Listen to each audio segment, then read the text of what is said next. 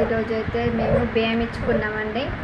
పెద్దలకు బియ్యం ఇచ్చుకోవడం అంటారు. పెద్దామాస కంటే ముందు వినాయక చవితి పోయినాకలా పున్నం తర్వాత పెద్దామాస కంటే ముందు పెద్దామాస రోజు బియ్యం ఇచ్చుకుంటారండి. తెలంగాణలో బియ్యం ఇచ్చుకోవడం పెద్దలకు ఇచ్చుకోవడం అంటారండి. మేము చేసిన వెరైటీస్ ఈరోజు పూరీలు, బజ్జీలు, చేపల ఎగ్, చేపల ఫ్రై, చికెన్,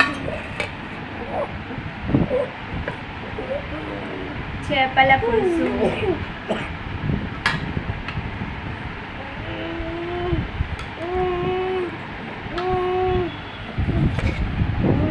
అన్నం.